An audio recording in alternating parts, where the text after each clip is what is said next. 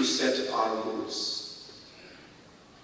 We need to set our targets. We need to know what it is that we want to achieve, how we're going to achieve it, and by when we're going to achieve it. How can we convert this goal of economic growth into equity? How can we involve that this growth will also lead to social good for the people? And that's when we started working on all of these things. I don't want to go too much into detail, but that's how it started. The second thing we realized, of course, was that we were always focused a lot on schemes. And I think all of you must be, at some point or the other, always pushed with targets.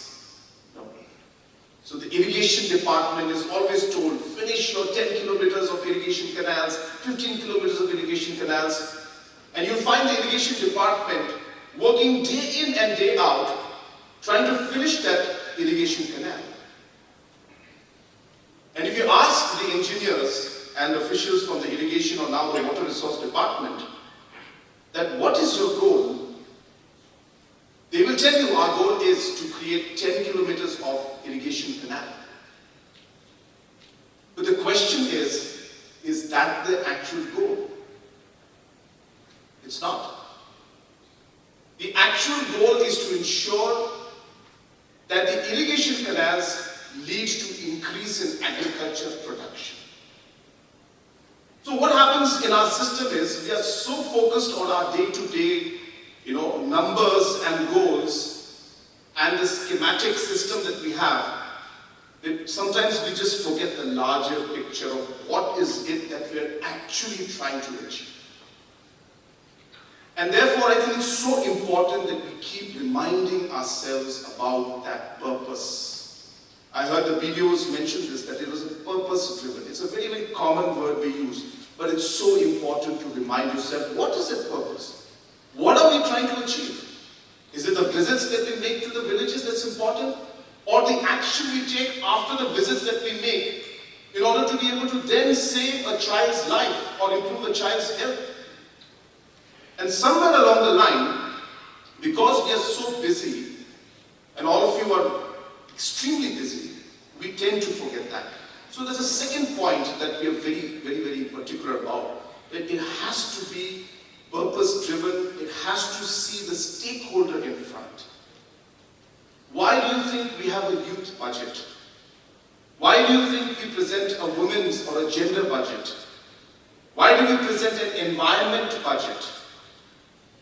It's not that we want to present, a gender budget or a youth budget, but we want to give you the picture that at the center of what we are trying to do, it is the youth of our state. It's not just the sports department, it's not just the education department, it's not just the social welfare department, it's not just the entrepreneurship programs that we're having, it's not just the music programs we're having, it's not just the student exchange programs we're having, it's not just the Meghalaya games we're having. All of these programs is centered around the youth. And the same for the farmers. When you do anything for irrigation, for farmers, irrigation is important. Food and civil supplies for this, farmers program, agriculture department is important. The different work that goes on in horticulture, the veterinary department, the water resource department, all of these are connected. Why do we have the Council for Climate Change? Because you talk to water resources, they talk about protecting the trees and the water's bodies. You talk to soil conservation, they talk about protecting the water and the water bodies and the forest cover. You talk to forest department, they mention about the forest cover. You talk to mining department, they'll talk about the rehabilitation of the entire mine locations. You'll talk of the SPVs under the SPV for cement plant. Lafarge SPV. It's the same thing they're having. Triple MCR money collected, same thing. The EAPs that we are having from so many departments, so many ministries, the same thing. But the funniest thing is, they never talk to each other.